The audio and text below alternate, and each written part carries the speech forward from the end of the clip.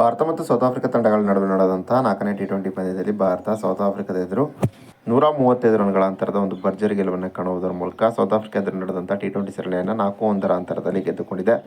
ಇನ್ನು ಟೀಮ್ ಇಂಡಿಯಾದ ಎದುರು ನಡೆದಂಥ ಟಿ20 ಸರಣಿಯಲ್ಲಿ ಒಂದು ಹೀನಾಯವಾದಂಥ ಸೋಲನ್ನು ಕಂಡ ಬಳಿಕ ಸೌತ್ ಆಫ್ರಿಕಾ ತಂಡದ ನಾಯಕ ಎಡನ್ ಮಕ್ರಮ್ ಹೇಳಿದ್ದೇನೆ ಎಂಬುದರ ಡೀಟೇಲ್ಸನ್ನು ಈ ವಿಡಿಯೋದಲ್ಲಿ ನಾವು ನಿಮ್ಮ ಜೊತೆ ಶೇರ್ ಮಾಡಲಿದ್ದೇವೆ. ಈ ಸುದ್ದಿಯ ಡೀಟೇಲ್ಸನ್ನು ಕೊಡುವುದಕ್ಕಿಂತ ಮುಂಚೆ ನೀವು ಟೀಮ್ ಇಂಡಿಯಾದ ಅಭಿಮಾನಿಗಳಾಗಿದ್ದಲ್ಲಿ ಈ ವಿಡಿಯೋಕ್ಕೊಂದು ಲೈಕ್ ಮಾಡಿ. ಹಾಗೆಯೇ ನವೆಂಬರ್ 21ರಿಂದ ಆರಂಭಗೊಳ್ಳಿರುವ ಆಸ್ಟ್ರೇಲಿಯಾ ಎದುರಿನ ಟೆಸ್ಟ್ ಸರಣಿಯನ್ನು ಕೂಡ ಟೀಮ್ ಇಂಡಿಯಾ ಗೆದ್ದುಕೊಳ್ಳುತ್ತದೆ ಅಂತ ನಿಮಗೆ ಅನಿಸುತ್ತದೆಯೋ ಅಥವಾ ಇಲ್ಲವೋ ಎಂಬ ನಿಮ್ಮ ಅನಿಸಿಕೆಯನ್ನು ತಪ್ಪದೇ ಕಮೆಂಟ್ ಬಾಕ್ಸಲ್ಲಿ ತಿಳಿಸಿ. ಕೂಡ ಪ್ರಮುಖವಾಗಿದ್ದಂತಹ 4ನೇ ಟಿ20 ಪಂದ್ಯದಲ್ಲಿ ಟಾಸನ್ನು ಗೆದ್ದಂಥ ಭಾರತ ಮೊದಲು ಬ್ಯಾಟಿಂಗ್ ಮಾಡುವ ನಿರ್ಧಾರವನ್ನು ಕೈಗೊಂಡು ನಿಗದಿತ 20 ಓವರ್ನಲ್ಲಿ 1 ವಿಕೆಟ್ಗಳನ್ನು ಕಳೆದುಕೊಂಡು 283 ರನ್ಗಳ ಒಂದು ಬೃಹತ್ ಮೊತ್ತವನ್ನು ಪೇರಿಸಿತು. ಟೀಮ್ ಇಂಡಿಯಾದ ಪರವಾಗಿ 4ನೇ ಟಿ20 ಪಂದ್ಯದಲ್ಲಿ ತಿಲಕ್ ವರ್ಮಾ ಅಜೇಯ 120 ರನ್ಗಳನ್ನ ಹೊಡೆದರೆ ಸಂಜು ಸ್ಯಾಮ್ಸನ್ ಅಜೇಯ 109 ರನ್ಗಳನ್ನ ಹೊಡೆದರು.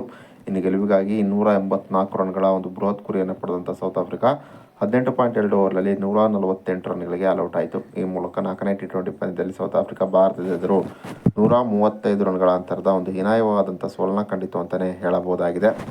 ಇನ್ನು ಟೀಮ್ ಇಂಡಿಯಾದ ಎದುರು ನಡೆದಂಥ 4ನೇ ಟಿ20 ಪಂದ್ಯದಲ್ಲಿ ಸೋಲನ್ನು ಕಂಡ ಬಳಿಕ ಮಾತನಾಡಿದಂಥ ಸೌತ್ ಆಫ್ರಿಕಾ ತಂಡದ ನಾಯಕ ಎಡನ್ ಮಕ್ರಮ್, ನಿಜಕ್ಕೂ ಕೂಡ ಈ ಟಿ20 ಸರಣಿಯಲ್ಲಿ ನಾವು ತೋರಿದ ಪ್ರದರ್ಶನದಿಂದಾಗಿ ನಾನು ತುಂಬಾ ನಿರಾಸೆಗೊಂಡಿದ್ದೇನೆ.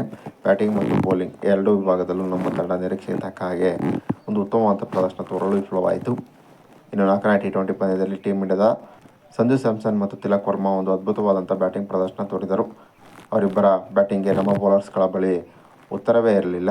ನಮ್ಮ ಬೌಲರ್ಸ್ಗಳು ಎಷ್ಟೇ ಉತ್ತಮವಾದಂಥ ಬಾಲ್ಗಳನ್ನ ಹಾಕಿದ್ದರೂ ಕೂಡ ಆ ಉತ್ತಮ ಬಾಲ್ಗಳನ್ನ ಕೂಡ 6-4ಗೆ ಇವರಿಬ್ಬರು ತಳ್ಳುತ್ತಿದ್ದರು. ಹೀಗಾಗಿ ನಮ್ಮ ಬೌಲರ್ಸ್ಗಳಿಗೆ ಏನು ಮಾಡಬೇಕೆಂಬುದೇ ಈ ಹಂತದಲ್ಲಿ ತಿಳಿಯಲಿಲ್ಲ. ಜೊತೆಗೆ ಫೀಲ್ಡಿಂಗ್ನಲ್ಲೂ ಕೂಡ ನಾವು ಸಾಕಷ್ಟು ತಪ್ಪುಗಳನ್ನ ಮಾಡಿದೆವು.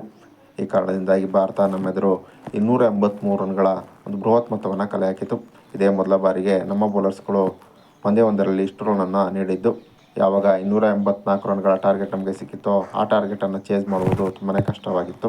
ಹೀಗಿದ್ದರೂ ಕೂಡ ನಮ್ಮ ಕಡೆಯಿಂದ ಒಂದು ಉತ್ತಮವಾದಂಥ ಬ್ಯಾಟಿಂಗ್ ಪ್ರದರ್ಶನ ಬರಲಿಲ್ಲ. ಜೊತೆಗೆ ಟೀಮ್ ಇಂಡಿಯಾ ಒಂದು ಉತ್ತಮವಾದ ಬೌಲಿಂಗ್ ಪ್ರದರ್ಶನವನ್ನು ತೋರುವುದರ ಮೂಲಕ 4ನೇ ಟಿ20 ಪಂದ್ಯದಲ್ಲಿ ನಮಗೆ ಒಂದು ಹೀನಾಯವಾದಂಥ ಸೋಲನ್ನು ಉಣಿಸಿತು.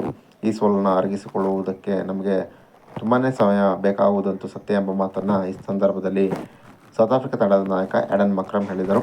ಇನ್ನು ಟೀಮ್ ಇಂಡಿಯಾ 4ನೇ ಟಿ20 ಪಂದ್ಯದಲ್ಲಿ ತೋರಿದಂಥ ಒಂದು ಭರ್ಜರಿ ಪ್ರದರ್ಶನದ ಬಗ್ಗೆ ನಿಮ್ಮ ಅನಿಸಿಕೆ ಅಭಿಪ್ರಾಯವನ್ನು ತಪ್ಪದೇ ಕಮೆಂಟ್ ಬಾಕ್ಸಲ್ಲಿ ತಿಳಿಸಿ. ಹಾಗೆಯೇ ಇದುವರೆಗೆ ನೀವು ನಮ್ಮ ಚಾನಲ್ಗೆ ಸಬ್ಸ್ಕ್ರೈಬ್ ಆಗಿಲ್ಲ ಅಂತ ಹೇಳಿದ್ರೆ ಈ ಕೂಡಲೇ ನಮ್ಮ ಚಾನಲ್ಗೆ ಸಬ್ಸ್ಕ್ರೈಬನ್ನು ಕೂಡ ಆಗಿ. Thank you.